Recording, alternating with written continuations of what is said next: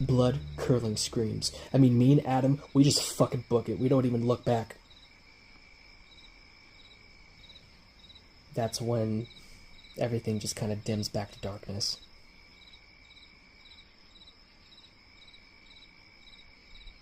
There's a river up in the woods by what appears to be an abandoned house. The three of my friends and I take our bikes and skateboards.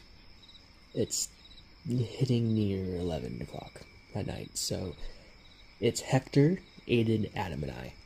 We're walking an elongated path on the way to the river, and we brought a set of tents alongside collecting some firewood to make our s'mores.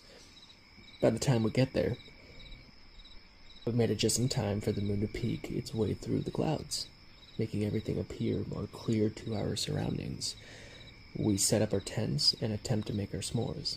So Aiden, Hector, Adam, they just jump straight into the water, leaving me to set up the fire to cook our food. And s'mores, meanwhile, Aiden is over there hogging all of our kush.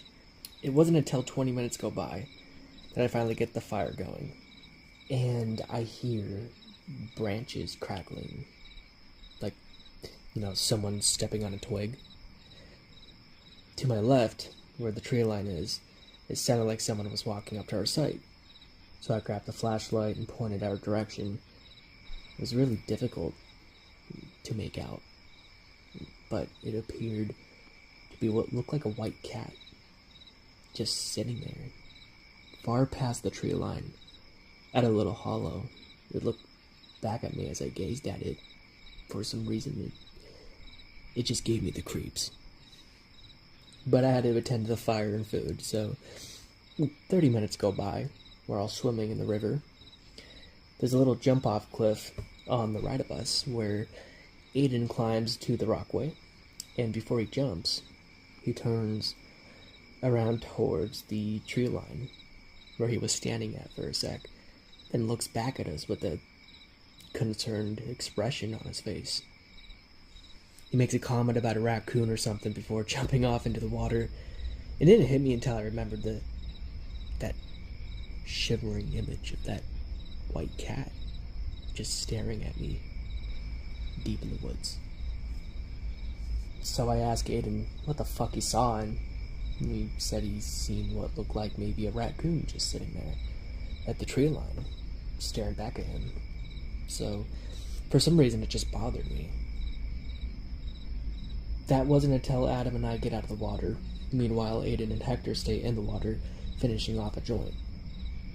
I keep the fire going until I hear another twig snap. Then another. Adam pokes my shoulder and says, Dude, did you hear that? And this? Well, this is where I get kinda stubborn. But I point the beam of my flashlight towards the tree line. And there it was again. That white cat. But closer. Thankfully, my friend Adam snapped a few shots because I had to convince people that it wasn't the weed we were fucking smoking that night. So here we are, just standing there, like, I get it's just a cat. But something about its appearance was just off. Like, it's really difficult for me to explain this, but it just gives me the fucking creeps thinking about it. So I give Aiden a shout, and he gets up out of the water. He looks into where the beam of the flashlight is, and he's like, yeah, that's it. We all look at each other, awkwardly, then the cat disappears out of the frame. Like, seriously, that image won't leave my mind. So, 2 hours go by, we're all huddled up by the fire, smoking a joint, finishing off the s'mores. Adam kept looking behind us. Keep in mind, we're facing the river. The abandoned house is behind our direction. There's also some long grass by the trails. Adam said he saw something leaning downwards behind the tall grass before vanishing out of view. Aiden is like, yeah, it's just raccoons or maybe that cat. I drop everything and I stand up to point my light towards the area, but nothing, of course. Here we are telling ghost stories as the light of the fire dies out. Hector heads to the tent as Adam calls him out for being a pussy. I gave in too. It was getting pretty late, so Adam and Aiden keep the fire going as Hector and I sleep in our tents. As I doze off, the image of that cat just bolts in my mind. Until I wake up to Adam shaking me. Dude, you need to get up right fucking now. I didn't even question it. So I get up and see all three of my friends facing the tree line. Right then and there, a twig snaps right behind me. Right where my tent was, by the river. That's when I point my fucking beam towards the tent, but saw nothing. And then I hear this blood-curdling scream. I mean, I jumped so fucking hard, my flashlight and my belongings dropped to the ground. It was Aiden's scream. I turned to their direction after finding my flashlight, and they're running up the hill, away from my sight. I'm thinking, fuck. These motherfuckers, they're leaving me. And I'm just doing my best to catch up. My heart has never raced this fast, honestly. I've never experienced anything like it, and the darkness just swallowed me. My friends were quite a distance away from me until they looked like ants as the beams of their flashlights vanished into the pitch black. I can't fucking believe it. They left me. So I stopped to get some breath. And I shit you not, the moon illuminates the field I'm standing in. And there it was. The abandoned house. I had no choice but to pass it, since that's the trail we took originally. So I run the fuck up the hill before the moonlight vanishes into the clouds. That's when everything just kind of dims back to darkness. I'm running around the corner of the front of the first story of the house, and there's all three of my friends standing there with this horrified expressions on their face. I lose my shit. Like, why the fuck would you guys just pull some shit like that? You guys left me. Then I stop for a second, and I follow their flashlight beams. There was an old man standing by a bush, facing away from us. I'm just ready to fucking book it again at this point. Meanwhile, Aiden, Hector, and Adam just shitting their fucking pants. Aiden says, Dude, do you fucking see that? And this is where shit gets fucking bizarre. Aiden says he sees an old lady, but facing away from our direction. Hector says he sees what looks like a little kid standing there. Same as Aiden's description, facing away. Adam says he sees what appeared to be a pit bull. Me confused as shit, telling them I just see an old man in a flannel and overalls. That's when Aiden and Hector pull out their cameras. Both of their fucking lights go off at the same time, blinding Adam and I. I'm not fucking joking. The rush of vertigo hits Adam and I within the snap of a fucking finger. Like the light of the cameras dimmed our vision before we both hit the fucking ground. I grab Adam to help him up as everything around us is just pitch black. I hear Hector in the front of us standing there. Then I hear both of their screams.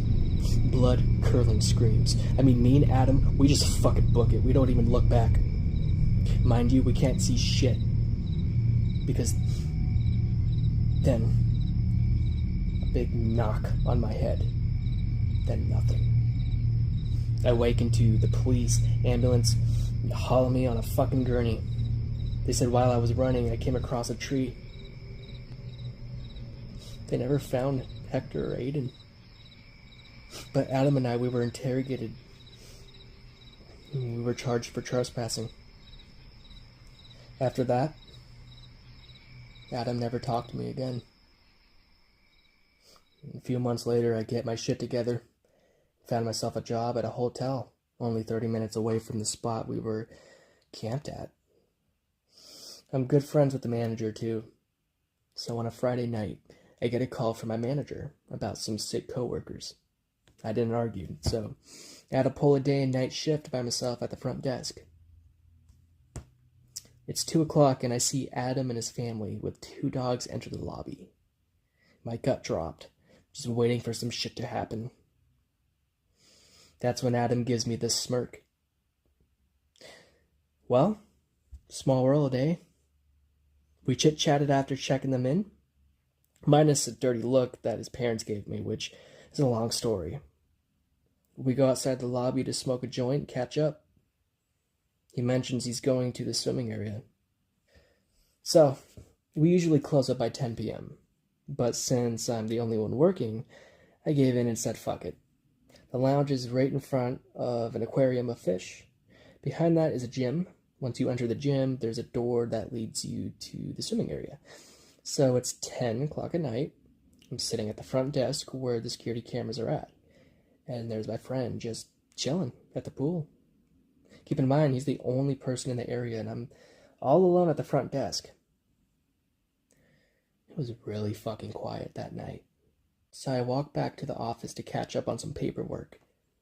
A few minutes pass by, make my way back to the desk, and that's when I notice it.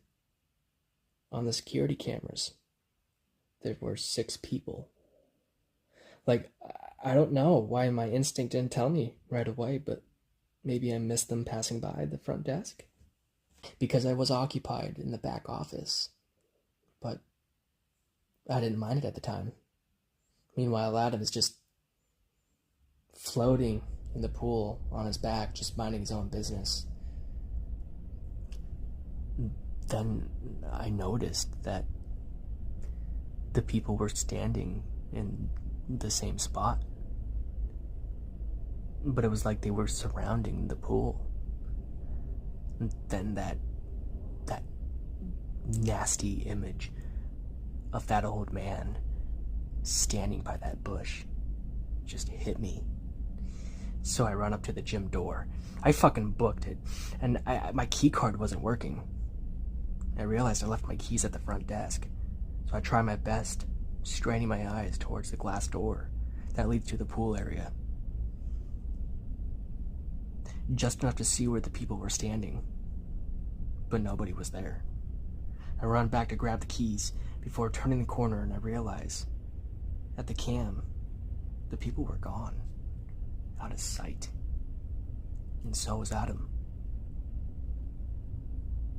But there was a little speck, like a black speck, underneath the pool.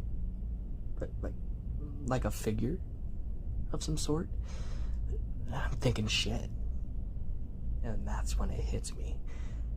I'm thinking, what if it's fucking Adam underneath that pool?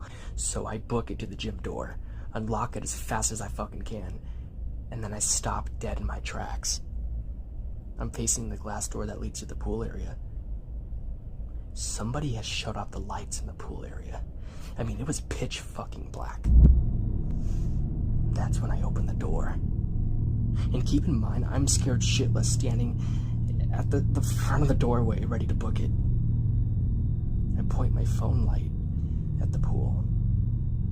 I'll never forget what I saw. Adam was nowhere in sight, but there was massive, thick amounts of blood inching upwards from under the pool. Just enough for my beam of light to see the pool being engulfed by darkness. And I just lost my fucking shit. I book it to the front desk. I immediately calling 911. So I make the call, and I notice something.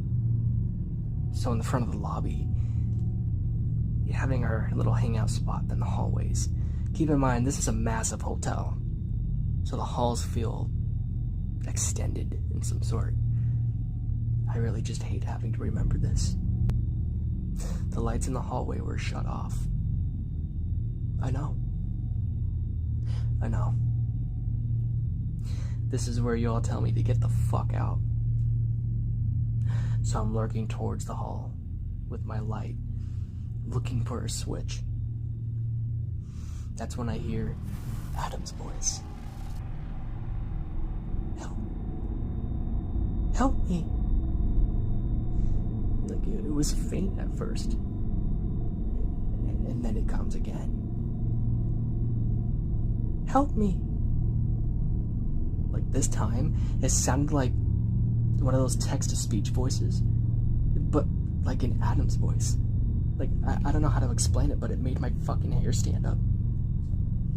I didn't realize it until I was halfway into the hallway that I was engulfed in pitch black. That's when I see one of the doors open, and it was Adam's room. There it was again. Help me. This is where I pray, and I hope God makes me forget. I point the beam down to the right of the open door to see Adam's dog just standing there. I mean, she lets out a cry and a whimper, and I don't even hesitate. I grab the dog and I start speed walking down the hall back to the lounge, not realizing how far the exit is. To my realization, it was going to take several minutes till I reach the front desk. This poor dog is scared, and so am I. Then I noticed something wrong. There was the other dog. Keep in mind, when the family came in, there were 2 dogs. The other dog was just laying down next to a door. So I slowly make my way into view, waiting for the worst to happen. Its head was fucking missing. Help me. I turned around for the last time to point my beam down the elongated hallway, but nothing. It wasn't until my beam of light was pointed towards the floor to see Adam's decapitated head, looking at me with this slack-jawed look, like his eyes were wide as fucking day. I lose my fucking shit as the dog I'm holding begins to cry. I book it as fast as I can down to the front lobby where the light is making my way out. I'm at the front door now. But then once again, I stop dead in my fucking tracks to face the front desk where the back office is. There's my manager, just standing there in the office, but his face was hidden in the shadows.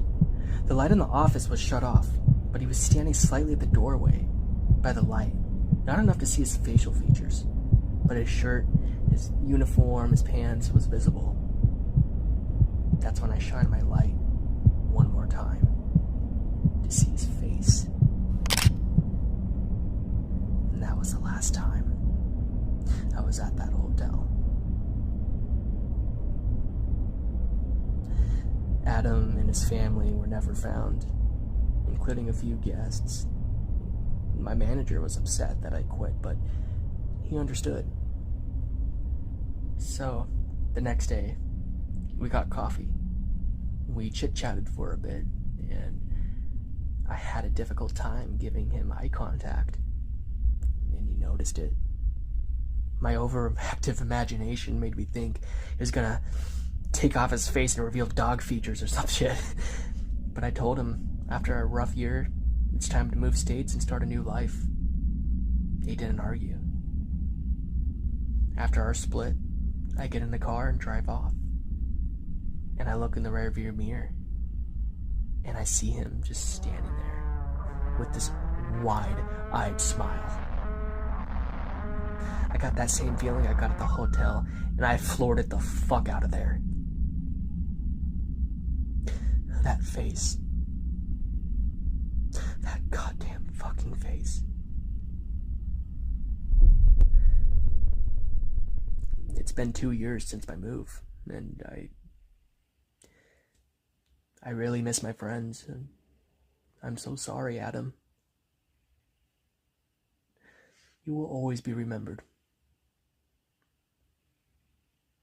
Goodbye.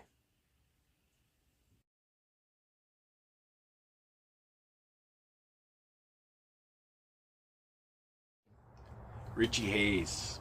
There's just so many more questions than answers. The state of mind he was in, the things he did to himself. I just couldn't imagine what the poor kid was going through. And the thing is, this isn't the first time that something strange like this has happened. Syria brings something bad along with the people that come and go. I'll never look at this place the same again. It just sickens me how nothing about these situations have been solved. Something needs to be done. All these disappearances and the remains of Richie will never be forgotten. Every now and then my partner will patrol the area. It wasn't until I get a call late at night, that's when I drop everything I'm doing. I get in the car and get there as fast as I can. It wasn't until I'm parked at the front and I see my partner just standing there in front of my headlights, facing away from me. That's when I look closer to realize that wasn't my partner. That's when I hear a loud banging to my left. Jeff, we need to go. We need to go. Then I look back to the front of my direction and whoever was standing there was gone. So I got out of my car to scope out the area but found nothing.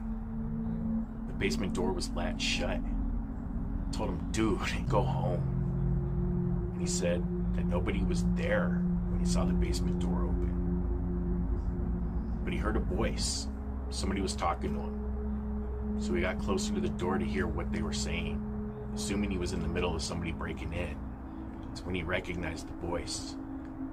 It was Lorianne's father, who's been missing. My partner stopped patrolling the place since that encounter. Something isn't sitting right with me. They need to tear that place down, or I'll do it myself. Urban explorers, you need to beware.